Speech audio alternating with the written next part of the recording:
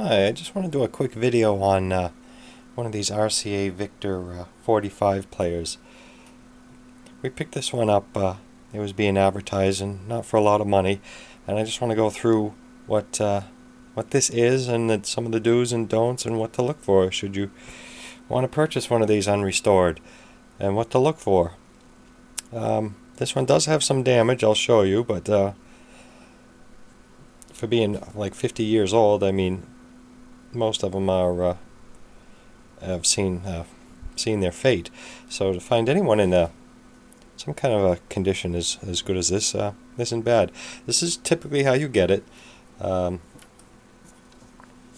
lid lifts up. This is all Bakelite, and they made these for a number of years. They made them, I think, from like 1953 to 1958ish or so. But there have been some run changes. What you want to look for on these if you do get one is I'll show you some of the pet peeves with these.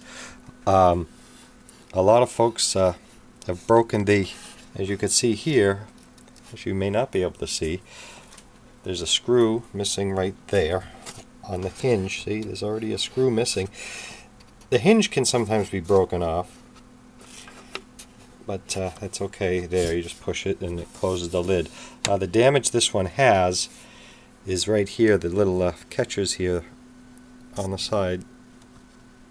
This one here is chipped off. It's not uncommon, but when you get them shipped, I've had ones shipped and they come in with these busted off. They're on the top edges and they're on the bottom too, that's screwed together. And when you get it in the mail, you hear piece parts rolling around. It's typically what it is. These had two style amplifiers, and I'm going to open the bottom up and take a look. Okay, on to the checklist. The clasp here, this little brass latch there, that is usually broken off. This one is not broken. It's real delicate. You have to be careful with it. The little spring-loaded clasp. The clasp catches down here. Many of them are broken off also. You don't have to spend all kinds of money either rebuilding these.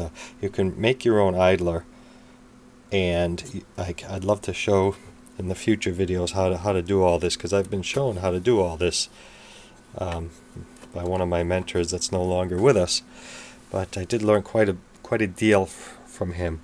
The decal underneath, I wouldn't get every detail that the restorers did. Sometimes he would seal that in lacquer or something, because it's easily damaged. So you have that under the lid, you have the hinge, you have the clasp here, you have the corners that get broken, and of course the turntable itself. You want to make sure that the arm clasp here is usually gone.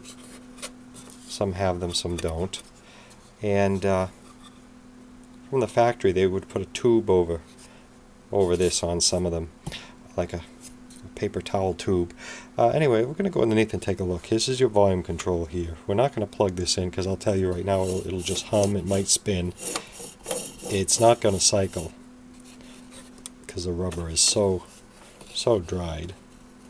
I'm not even going to try to cycle it.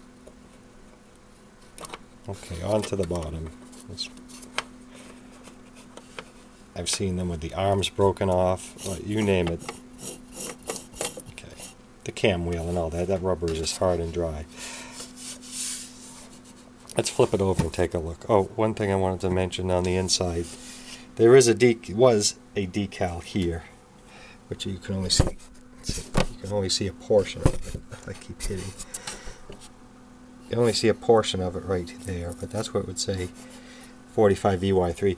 Sometimes you'll find it in the bottom of the player, and this is just floating here, so you want to be careful. Again, when you ship them and the motor mounts are dried up, the motor can break free and smash around inside the cabin. So shipping these is just not desirable. I won't buy any more because of that.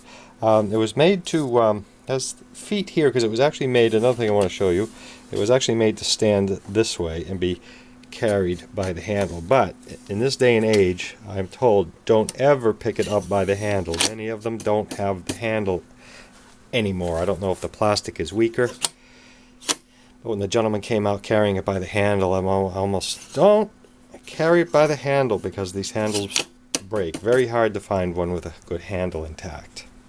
Let's take a look at the underneath. Okay, here we are at the bottom.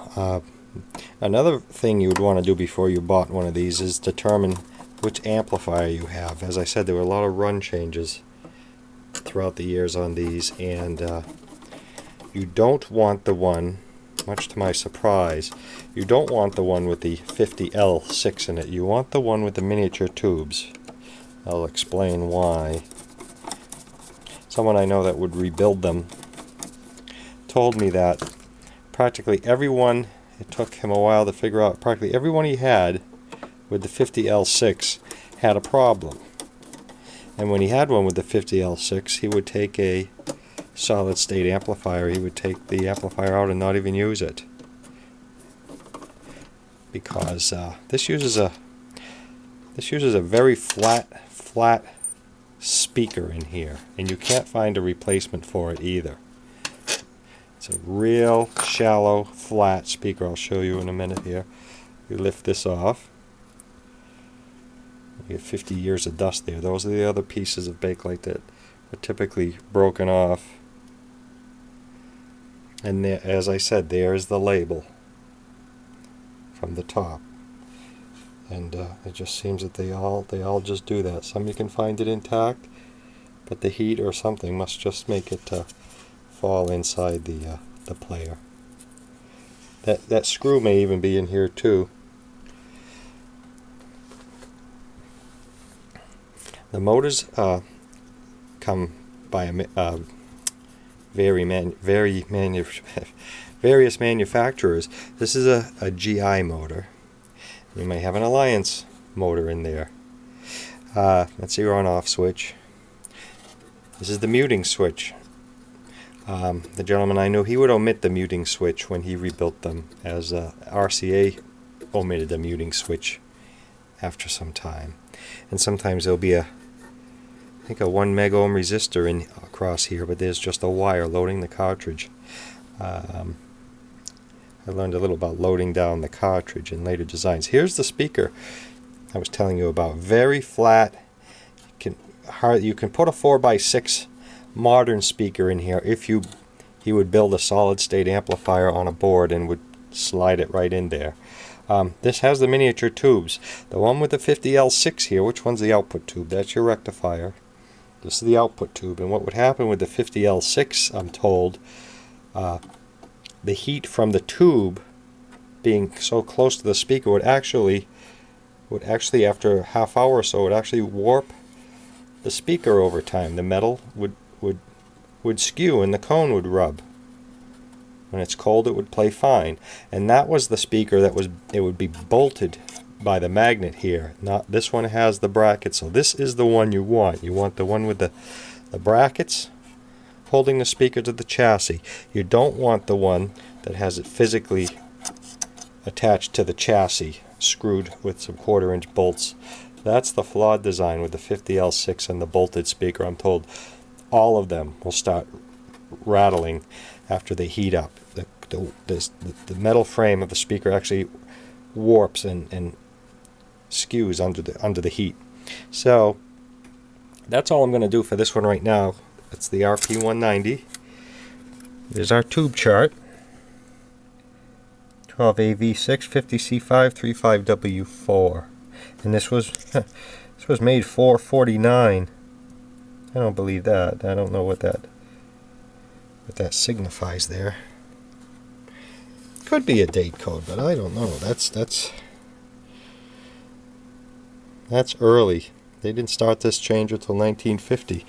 I suppose it could be $449. Well, anyway, those are some of the things you want to look for.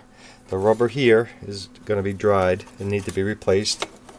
Like I say, I would not buy one of these online and expect it to be shipped and come in good condition, because these motor mounts are dry and the motor can break free and smash around. I've had the lid's broken, the bottom's broken, they just come in pieces. So we're just going to take this one, put it back together for another time. But With this cabinet, just some Murphy's oil soap. You don't want to use ammonia or anything. Just use some soap and water scrub. I'll bolt this back together and flip it over, and we'll put it on the round to it shelf. We have plenty of those around here. We'll get around to it, but there you have it. That's the RCA Victor 45 EY3 45 only tube type Bakelite record player. Thanks for watching.